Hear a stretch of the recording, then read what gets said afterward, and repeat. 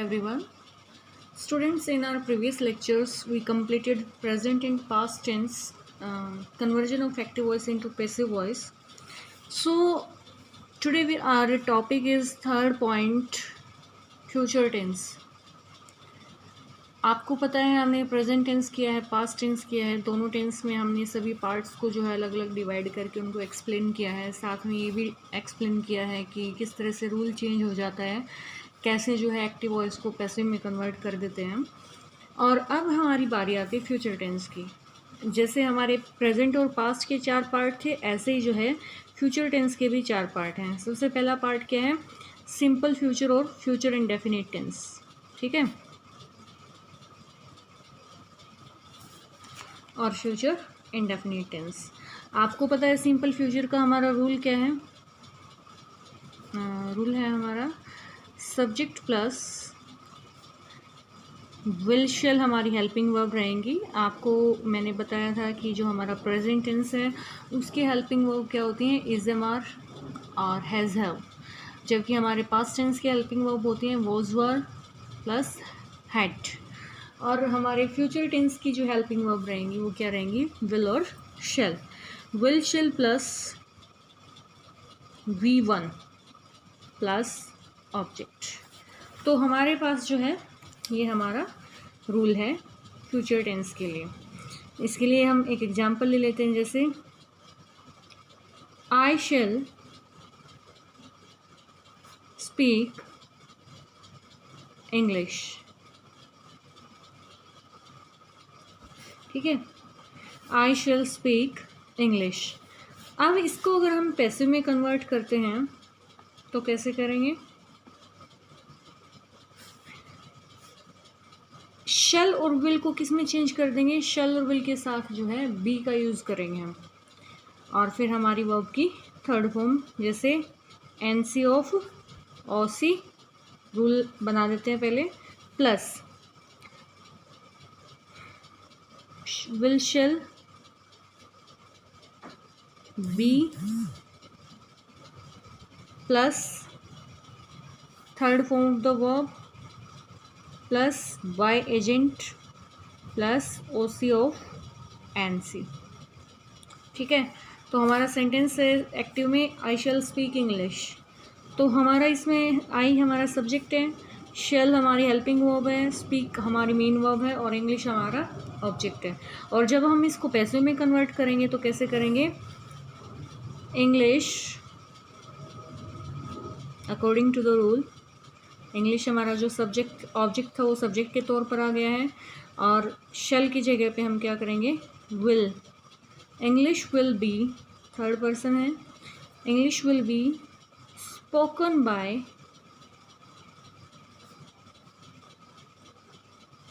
मी।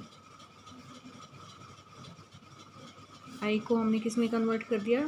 जब हम objective case में जाते हैं तो इसको मी में कन्वर्ट कर देते हैं। सो हमारा जो है रूल यहाँ पर कंप्लीट हुआ पैसिव के लिए। English will be spoken by me. इसके लिए हम एक और एग्जाम्पल लेते हैं। जैसे example 2, she will sing a song. ठीक है, she will sing a song. और जब हम इसको एक्टिव वॉइस को पैसिव में कन्वर्ट करेंगे तो क्या करेंगे? AVPV समझते हो ना, active voice passive voice conversion करेंगे तो आपको पता है शी हमारा सब्जेक्ट है, विल सिंग हमारी वर्ब फॉर्म है, और सॉन्ग क्या है? ऑब्जेक्ट है। ऑब्जेक्ट को हम सब्जेक्ट की फॉर्म दे देते हैं, a song will be sung by हर। तो आप समझ गए होंगे अब हमारा rule, a song will be sung by हर। ऐसे ही अगर हम नेगेटिव सिंपल फ्यूचर में नेगेटिव टेंस की बात करते हैं, सेंटेंस की बात करते हैं, तो कैसे आएगा? She will sing a song को हम क्या लिख देंगे? She will not sing a song. और जब हम इसको पैसिव में कन्वर्ट करेंगे तो कैसे करेंगे? A song will not B sung by हर। तो ये सेम है, बस इसमें नॉट को हमने ऐड करना है। अब इसके बाद हम इंटेरोगेटिव सेंटेंसेस की बारी ले लेते हैं। इंटेरोगेटिव में कैसे करेंगे हम कन्वर्ट इसको?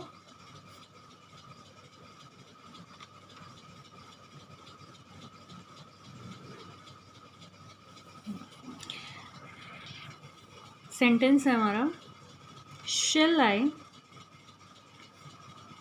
Complete this work by evening. ठीक है, हमने शेल हेल्पिंग वर्ब ली और इससे हमने अपना क्वेश्चन बना दिया, shall I complete this work by evening.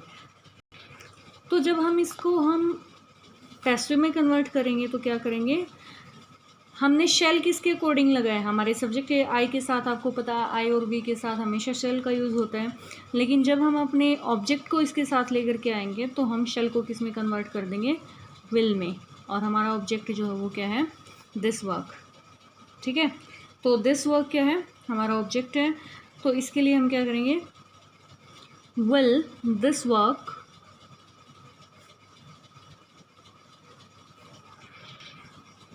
और आपको पता है जब हम इसको पैसिव में कन्वर्ट करते हैं तो विल शेल के साथ क्या आएगा, बी। और जब हम अगर इंटेरोगेटिव सेंटेंस की बात कर रहे हैं तो विल हमारी हेल्पिंग वर्ब जो है वो पहले ही यूज़ हो चुकी है, उसके बाद हमारा जो सब्जेक्ट है वो यूज़ होगा और फिर हम किसका यूज़ करेंगे, बी। ठीक है, will this work be completed, third form of the verb,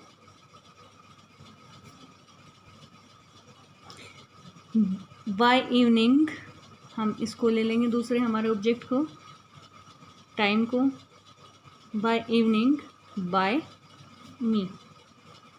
ठीक है, तो इस तरह से हमारा सेंटेंस पैसिव में कन्वर्ट हो गया है। अब इसके बाद आती है हमारे नेक्स्ट टाइप की बारी, जो कि है फ्यूचर कंटिन्यूस टेंस। आपको पता है फ्यूचर कंटिन्यूस टेंस का मैं आपको रूल बता देती हूँ पहले।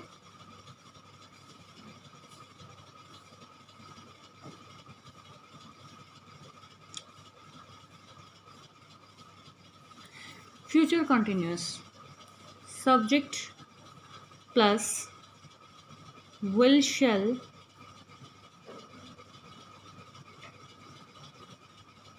Plus be plus V4 plus object. जैसे she shall be, she will B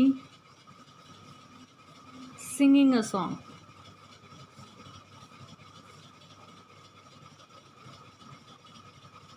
ठीक है, तो मैंने आपको कल भी बताया था, लेकिन हम इसको कभी भी पैसिव में कन्वर्ट नहीं करते। हम अपने फ्यूचर कंटिन्यूस टेंस को कभी भी पैसिव में कन्वर्ट नहीं करते और ना ही फ्यूचर परफेक्ट कंटिन्यूस को करते हैं कभी भी कन्वर्ट। मैंने आपको 4 टेंस बताए थे, एक तो प्रेजेंट परफेक्ट कंटिन्यूस, एक पास्ट परफेक्ट कंटिन्यूस, एक फ्यूचर कंटिन्यूस और फ्यूचर परफेक्ट कंटिन्यूस, जिनको हम पैसिव में कन्वर्ट नहीं करते हैं। तो यहाँ पर अब हम जस्ट मैंने आपको रूल्स बताने के लिए कि इसका रूल क्या है, आपको सिर्फ रिवाइज़ करवाने के लिए, आप पढ़ तो पहले भी कई बार चुके हैं, कई साल से पढ़ रहे हैं, तो इसी तरह से जो है हम इसका रूल लिखेंगे। और she will be singing a song, ये हमारा सेंटेंस है, लेकिन हम इसको पैसिव में कन्वर्ट नहीं करेंगे। अगर हम इसका नेगेटिव बनाएंगे, she will not be singing a song, और अगर हम इसका इंटेरोगेटिव बनाएंगे तो कैसे बनेगा, will she be singing a song. तो अब हमारे पास आता है future perfect tense.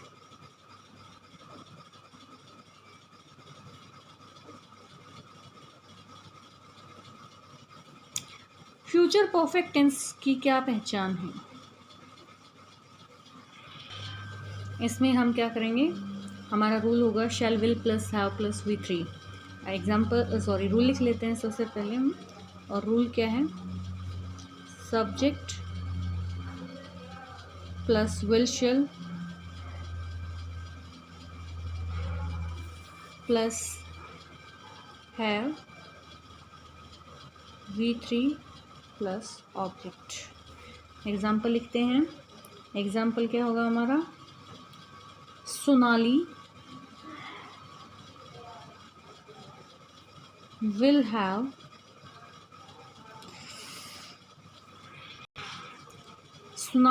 have completed her work। तो ये हमारा रूल जो है इसमें हमने यूज़ कर दिया है। और जब हम इसको पैसिव में कन्वर्ट करेंगे तो क्या करेंगे,